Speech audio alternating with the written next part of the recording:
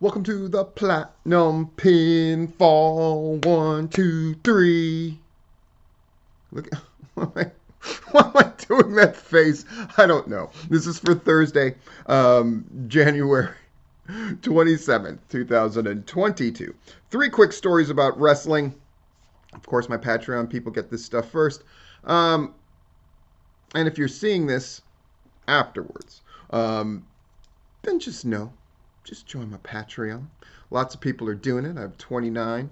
I would love to get to 30. I'd love for you to be number 30. In any case, let's just get to it. We had that Bully Ray take, that terrible Bully Ray take on Jon Moxley, and a lot of people have commented, but a couple people have commented lately of some note, and one of them is Roman Reigns. And I love the Roman Reigns take. Let's put up some pictures. The Roman Reigns take was really great. Yeah, I put two pictures for some reason. Now, let me switch one of them to Roman's take. Boop. And I'll read it for you because, of course, it's hard to see. But I thought it was really great. I think it's great that Seth Rollins is bringing up Moxley and calling him Mox.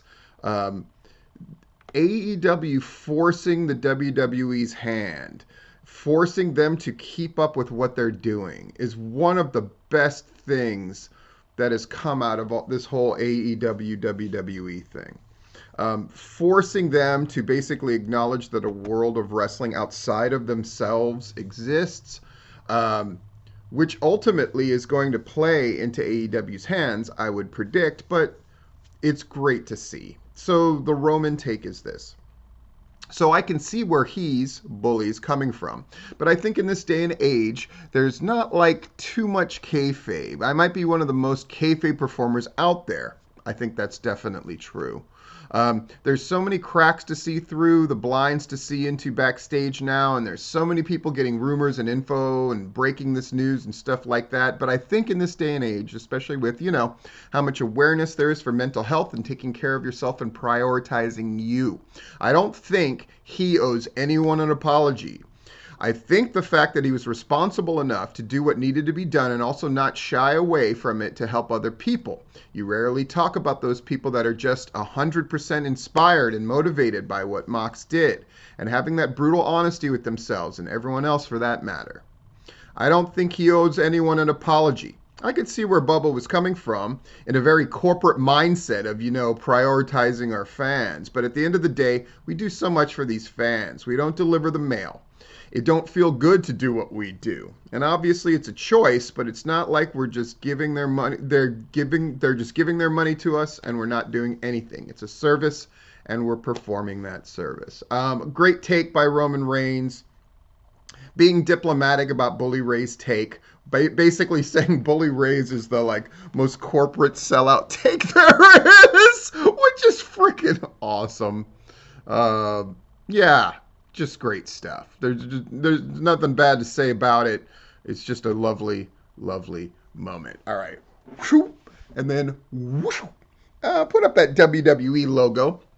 Another long-term employee gone from WWE. And this is not a crap on the WWE story. I just think it's noteworthy and it's worth putting out there because it's the kind of story that other people aren't really talking about en masse. But to me, it is the firing of production crew. It is the firing of middle managers and all this kind of stuff that's taken place over the last 2 years that has really affected them in a way that I don't think a lot of people are talking about. I just know from experience of talking to wrestlers in the WWE who have business related to the WWE, YouTube channels and such, where WWE people were helping them out, that those kind of things have fallen by the wayside in a big, big way. Because the quotes that were given to me is, the people that you would go to for answers or to get things done are the people that they got rid of first. So now everybody's caught in this state of, if they're not giving you attention about your projects and things related to the WWE, then they just don't get done. And you can't get questions answered. And anybody who's worked for a company of any reasonable size or import knows that when you can't get answers, that doesn't help your morale, and it usually makes it where money is made less efficiently, not more. Maybe not in the eyes of stockholders, which is what we're talking about, right? When you're trimming this much fat, quote unquote fat, what you're doing is you're impressing stockholders. But it can be at the expense of the long term functionality of your business and the kind of quality of working there. So Amanda Tustian, who actually I was familiar with somewhat because she was hired almost 12 years ago as a creative writing assistant. I always try to stay up on who gets hired for the writing staff and things like that. So when you think about it, she moved from being on the writing staff. By the way, this recent clamoring for we need to have female writers, and so they hired that one that didn't know anything about wrestling or the WWE is what you ended up getting. But they already had people on staff. They had women writers on staff. It's just most of them, the ones that were really proficient, ended up getting promoted to other things, and that's what happened to Amanda here, right? In the role, she assisted the creative vice presidents of Raw and SmackDown. She handled the travel logistics for a team of 14 employees. You see this a lot as well. This is a very common wrestling thing, especially where you'll wear more than one hat, and usually handling the travel logistics is a big part of your job. She was appointed the talent development coordinator in October 2011. So after a year, a little more than a year, she was promoted. And she stayed in that role for about 2 years. And she also booked talent for extras for events. That's how I first heard of her. Besides knowing that she was on the writing staff, knowing that she was handling extras, because people I know had to deal with her and that kind of thing. And then she was promoted to the role of the director of OTT content operations in September 2020. So she did that job for about 7 years as far as talent recruitment and that kind of thing. And then she was given a pretty big promotion during the height of COVID, no less. She oversaw the launch of WWE Network on Peacock. Now, in tomorrow's edition, we're going to talk about Peacock and how that's gone. And so she helped mitigate over 14,000 hours of content and metadata and all that kind of stuff. Some would argue that maybe she's just not needed anymore. I would argue that she was probably one of those people that was one of those linchpins again that had worked her way through the company, probably knew it very thoroughly, and for whatever reason is being moved out. I don't know exactly what that means, but I think it's interesting because we often hear about people who are hired and fired, but we don't hear about somebody who was hired in one role at a certain level and actually moved their way up and did a bunch of different things. So I just thought it was noteworthy, and I wanted to share that with you. And finally, our last story.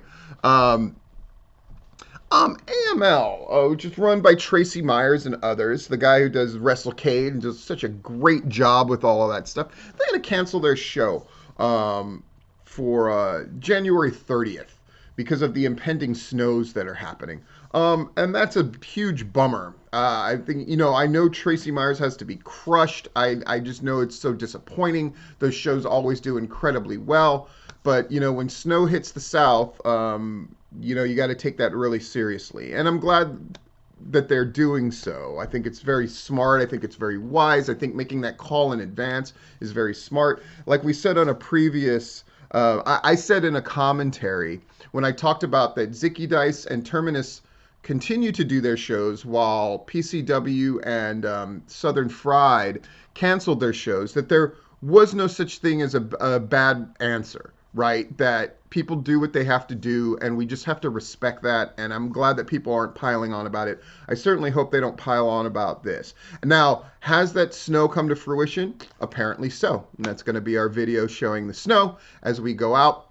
This has been 1, 2, 3, the Platinum Pinfall. Enjoy that snow as much as you can, everybody, and we'll talk to you tomorrow.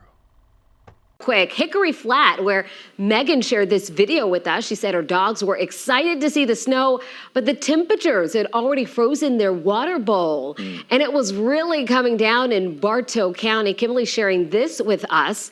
And we are also able to see some of that snow right here at our Midtown station. And Chris, this snow is only the start of what we're going to be seeing. Yeah, a lot of people are getting excited by the snow, but really the bigger story is going to be the cold air and the wind that we've been feeling. Let's